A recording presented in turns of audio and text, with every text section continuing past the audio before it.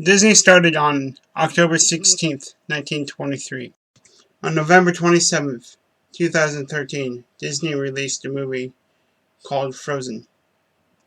So, in this next clip from Frozen, we're going to see that the main character, whose name is Elsa, uses magic, and the Bible condemns the use of magic.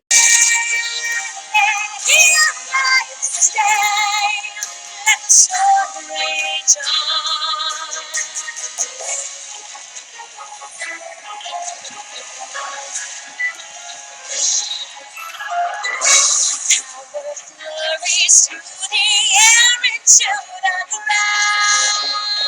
So they're spiraling in frozen fractals all around. One thought crystallizes like an icy blast. So it's just not Disney movies that have witchcraft in them. One of the TV shows that they have in it is called Wizards of Waverly Place, which is focused on witchcraft. Any awake Christian should be turned away from that TV show just by the title itself. So when I was younger, I used to love this TV show, Wizards of Waverly Place, and in Season 4, Episode 9, titled Angels vs. Wizards, we can see one of the main characters helps a fallen angel bring a compass to a villain known as Gorag, who in all reality is Satan. And if you pay close attention to the very end of this clip, you can see the wizard saying, "I'm glad you showed me the ways of my goodness." Are they trying to make wizards look good, when in all reality the Bible condemns witchcraft and wizardry? Just let him go. Let him go? Is that sympathy? You're not becoming weak, are you? Like the guardian angel you once were? No. You are an angel of darkness. Do not betray me.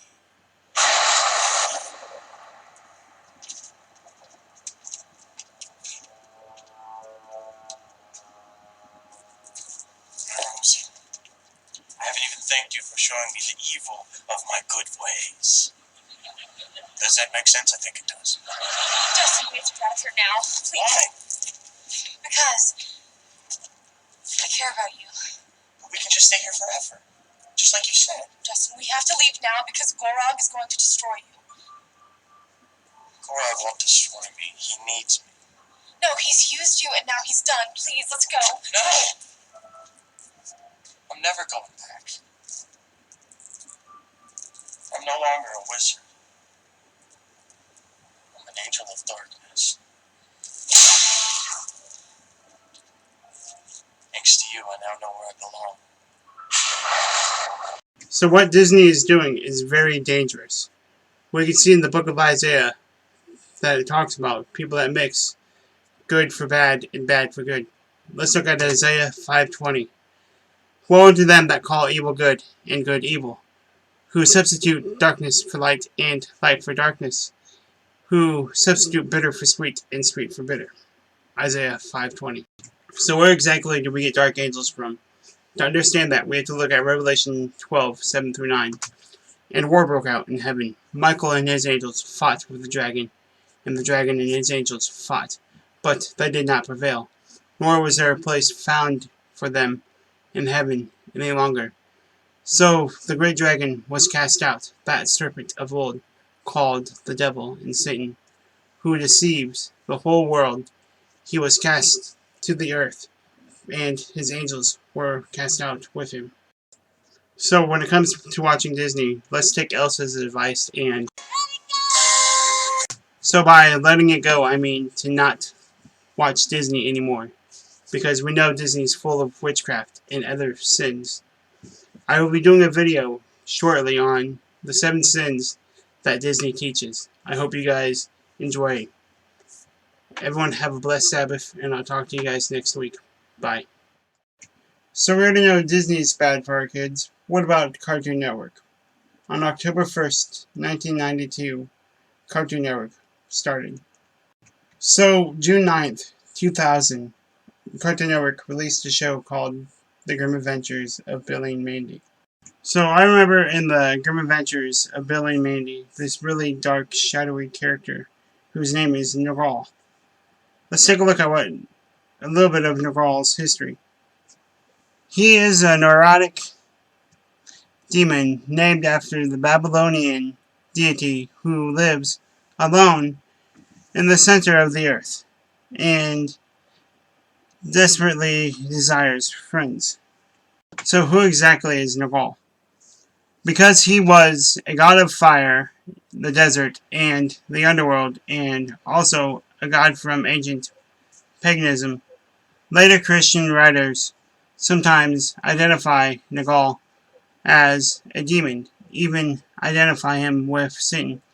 According to Colin Clancy and Jonah Wire, Nergal was accepted as the chief of Hell's secret police and worked as an honorary spy in service of Beelzebub.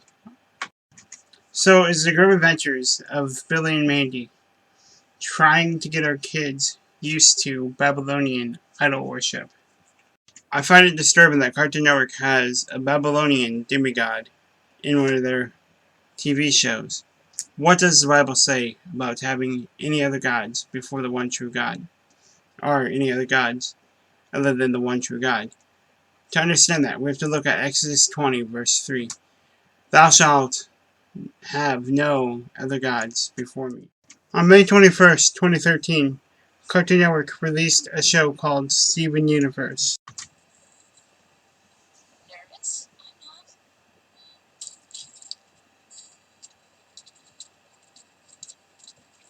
Flowers for you. Flowers for you.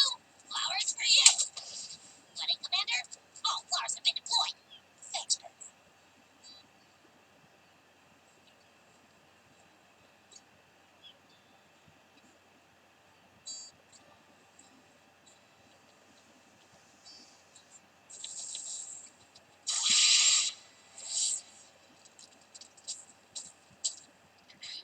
Dearly beloved, gems, humans, lions big and small, living gods, but we are gathered here today to celebrate Ruby and Sapphire, two of my favorite people, who combine into one of my other favorite people.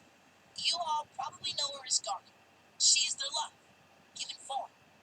Now it's your turn to talk about that. I know this is all kind of silly. I mean, we've been together for 5,750 years. And 8 months. I used to feel like I wasn't much good just wanting me on my own. But when we're together, it feels like it's okay to just be me. So I want to be me with you. And not even the diamonds will come between us. And if they try, we'll beat them up. My future used to look like one single obvious stream, unbending till the end of time. In an instant, you pulled me from that destiny and opened my eye to an explosion of infinite possible futures, streaking across space and time, altered and obliterated by the smallest force of will. What I mean is, you changed my life, and then I changed your life, and now we change our lives. Bismuth, the rings! Hey, Bismuth, that's your cue.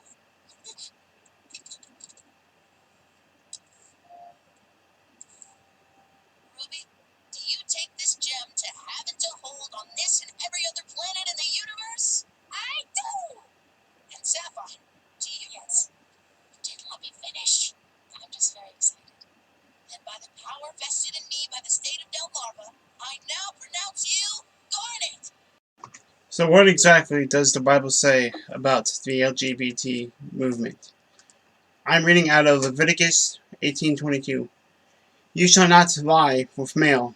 Same goes for females. You shall not lie with female, as one lies with a female or a male. It is an abomination. Leviticus 18:22. There's actually two cities in the Bible that was practicing the LGBT lifestyle, and that was Sodom and Gomorrah.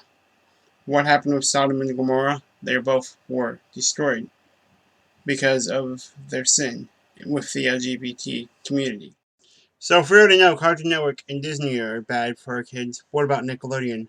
Nickelodeon got its start as Pinwheel in 1977, and it changed its name from Pinwheel to Nickelodeon in 1991. He's a phantom. On April 3rd of 2004, Nickelodeon released a show called Danny Phantom. Danny's parents were ghost hunters, and they were trying to get the ghosts that they captured back into the world which they came out of through a portal. The portal would not work. Danny stepped into it and mistakenly turned it on. And when he turned it on, he was turned into a human-ghost hybrid, and he hunts ghosts. Young Danny Phantom, he was just 14 when his parents built a very strange machine. It was designed to view a world unseen. He's gonna catch them all, 'cause he's Danny Phantom. When it didn't quite work, his folks, they just quit. But then Danny took a look inside of it. There was a great big flash, everything just changed. His molecules got all rearranged. When he first woke up, he realized he had snow white hair and glowing green eyes. He could walk through walls, disappear, and fly. He was much more unique than the other guy, and it was then that he knew what he had to do. He had to stop all the ghosts that were coming through. He's here to fight for me and you. What exactly does the Bible say about talking with familiar spirits, ghost hunting, and all that? It says in Leviticus 19:31, "Regard not them that have familiar spirits, neither seek after wizards to be defiled by them. I am the Lord your God."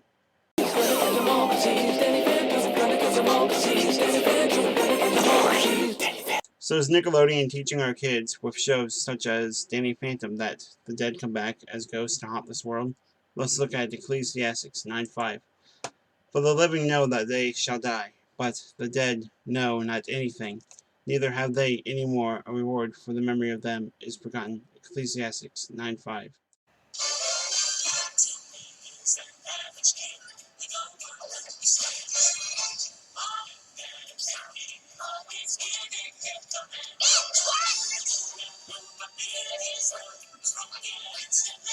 On March 30th of 2001, Nickelodeon released a show called The Fairly Odd Parents. It was about a boy named Timmy who had an abusive babysitter and was granted fairy godparents to help him with his abusive babysitter. The names of the fairy godparents were Cosmo and Wanda.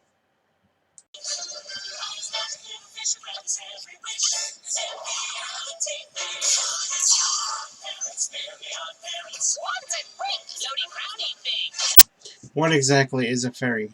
Hey Google, what is a fairy? According to Wikipedia, a fairy is a type of mythical being or legendary creature in European folklore, a form of spirit often described as metaphysical, supernatural, or preternatural. Myths and stories about fairies do not have a single origin, but are rather a collection of folk beliefs from disparate sources. So what exactly does the Bible say about fairies? And fairies are spirits. It says in Leviticus 19:31, "Regard them not that have familiar spirits, neither seek after wizards to be defiled by them. I am the Lord your God." Leviticus 19:31.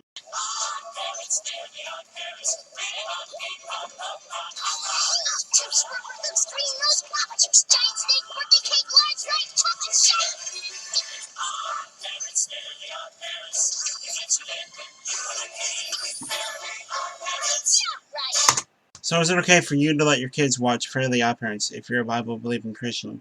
It says in Deuteronomy 18:10, "There shall not be found among you anyone who makes his son or his daughter pass through the fire, one who uses divination, one who practices witchcraft, or one who interprets omens, or a sorcerer." Deuteronomy 18:10. So in Season 5, Episode 8, Timmy wishes for these magical dolls that whatever he said to the characters, they'd say, and whatever he did to their arms or legs, they would do. I don't know about you guys, but those dolls in the last picture reminded me of voodoo dolls. Hey Google, what is a voodoo doll? According to Wikipedia, the term voodoo doll is commonly employed to describe an effigy into which pins are inserted. Although it comes in various different forms, such practices are found in the magical traditions of many cultures across the world. What exactly does the Bible say about fairies? It says in 1 Timothy 4:7, "But have nothing to do with worldly fables, fit only for old women." On the other hand, discipline yourself for the purpose of godliness. So if we know cartoons are bad for our kids on Cartoon Network, Disney, and Nickelodeon, how about Christian-centered cartoons such as VeggieTales? Are they okay for our kids to watch? I believe VeggieTales is slipping paganism in under the cover as so-called Christian entertainment. Let's take a look at a couple of their movie posters. So the first movie poster that we're going to be taking a look is from one of their shows, or movies, called The Wonderful Wizard of Oz, which is a parody to a Gnostic movie which is called The Wizard of Oz. And the other one is The Lord of the Rings, which is a parody to The Lord of the Rings, which both of these movies are pagan and Gnostic. So it's VeggieTales secretly conforming us to this world with movie titles such as The Wonderful World of Oz and The Lord of the Rings. We have to look at Romans 12:2 to understand how we're not supposed to be conformed to this world. Romans 12:2 says, "And be not conformed to this world, but be ye transformed by the renewing of your mind, that ye may prove what is that is good, and acceptable, and perfect will of God." Romans 12:2. So in 2020, Disney is releasing two new movies called Soul and Onward. Both of these movies have the same theme of death. In Onward, we see two brothers try to bring back their father who is dead. And in Soul, this guy dies and lives in purgatory. What would you want to be known for on Earth?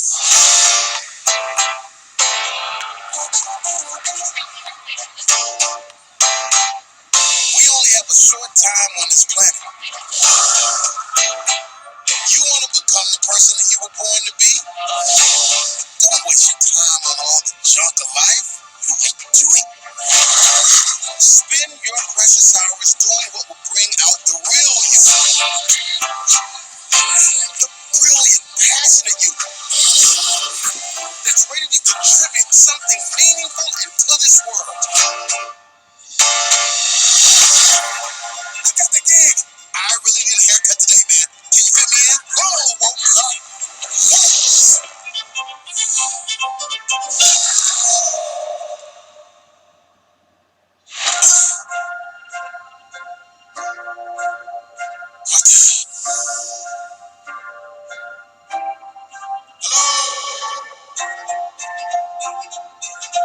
So what do you want to be remembered for?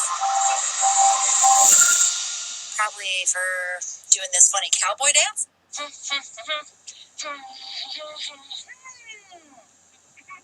Great. So what exactly does the Bible say about when we die? The Bible says in Ecclesiastes 9:5, "For the living know that they shall die, but the dead know not anything, neither have they any more reward, for the memory of them is forgotten." Ecclesiastes 9:5. In times of old, the world was full of wonder and magic. But times change. I'm a mighty warrior. Morning, Mom. Hey, birthday boy. By the laws of yore, I must dub thee a man today. Kneel before me. That's okay. I have a gift from your dad. He just said to give you this when you were both over 16. No way! It's a wizard staff. Dad was a wizard. What? Your dad was an accountant. The spell brings him back. For one whole day, Dad will be back. What? Back like back to life? That's not possible. It is with this. I'm gonna meet Dad.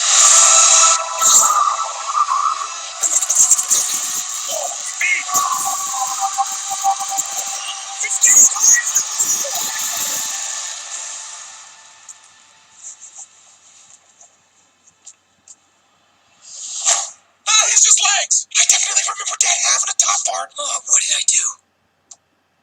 Hi. We only have 24 hours to bring the rest of him back. Until then. Ta-da! Oh, that's great. Dad, you look just like I remember.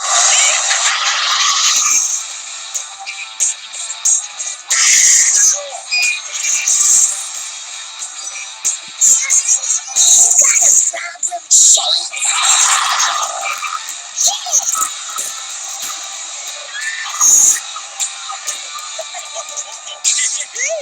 It's adventure you seek. You've got to the right number. Oh no. We might be out of gas. But it says we have a full tank. That doesn't work. Growth spell. We grow the can, and then the gas inside will grow with it. That was up.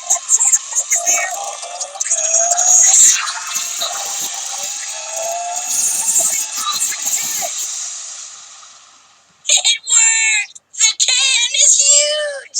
And the fan is huge! And you're... Oh no. So what exactly does the Bible say about talking to familiar spirits? To understand that, we have to look at Leviticus 19:31. It says in Leviticus 19:31, "Do not turn to mediums or spirits. Do not seek them out, to be defiled by them. I am the Lord your God." In the movie Onward, we see the two main characters, who are brothers, use a wizard's staff to bring back their dead father. What does the Bible say about using magic? In Deuteronomy 18:10 it says, "There shall not be found among you anyone that maketh his son or his daughter to pass through the fire, or that useth divination, or an observer of times, or an enchanter, or a witch." Deuteronomy 18:10.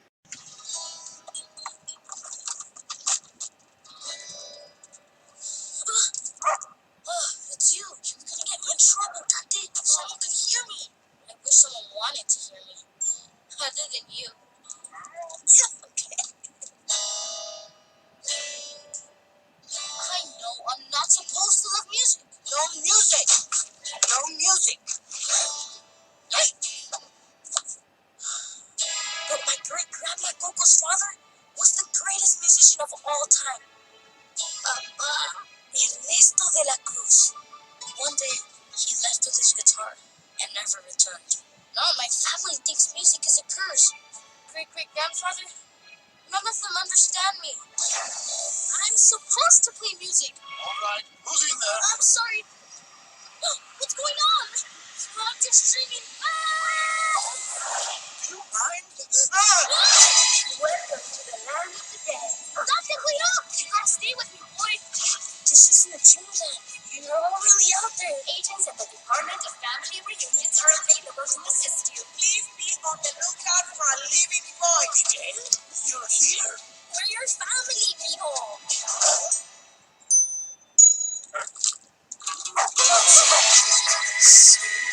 I know your great-great-grandpa.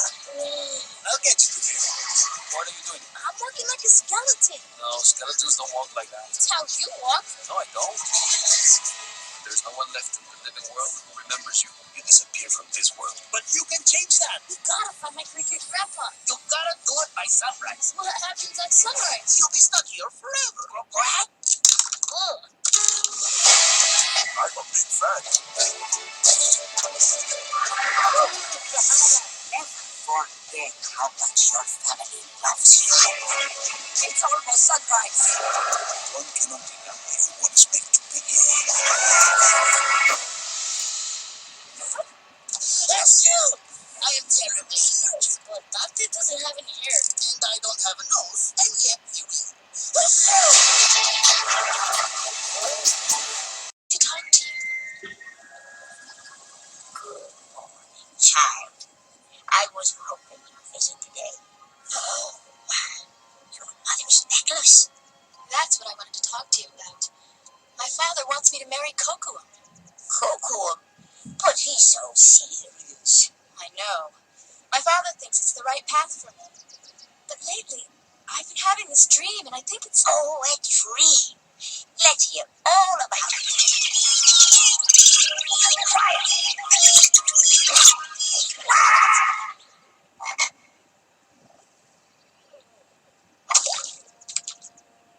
Now, child, you were saying. Well, I'm running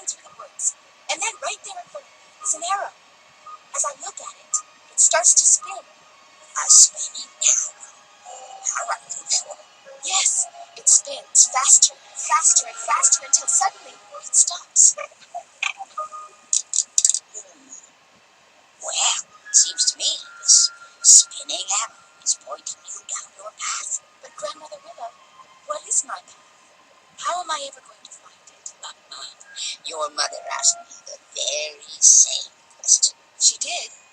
What did you tell her? I told you to listen. All around you are spirits, John. They live in the earth, the water, the sky. If you listen, they will guide you. In 1995's Pocahontas, we see Pocahontas go to a tree spirit and ask for guidance in her life. In 2017's Coco, we see the main character in Coco go to the underworld to ask his family's guidance on the music curse that his family is experiencing. What does the Bible say about talking to his spirits and taking guidance from them? It says in 1 Timothy 4:1, "Now the Holy Spirit tells us clearly that in the last times some will turn away from the true faith. They will follow deceptive spirits and teachings that come from demons." I want you guys to pay very close attention to this next clip I'm going to be showing you guys in Pocahontas. I hear the wind. Yes. What is it telling you? I don't understand. Natura, you will understand. Listen with your heart, you will understand. Let it break upon you like a wave upon the sun. It's saying something's coming. If you guys paid close enough attention, you can hear the tree spirits say, "Listen with your heart." What does the Bible say about the human heart? It says in Jeremiah 17:9, "The heart is more deceitful than all else, and is desperately sick. Who can understand it?" Thank you guys so much for watching. Please keep my ministry in your prayers. And that was a preview to one of my newest videos I'm working on, besides the Star Wars Deception. And if you guys feel led to donate, I will leave a link to my Patreon and my PayPal in the description below.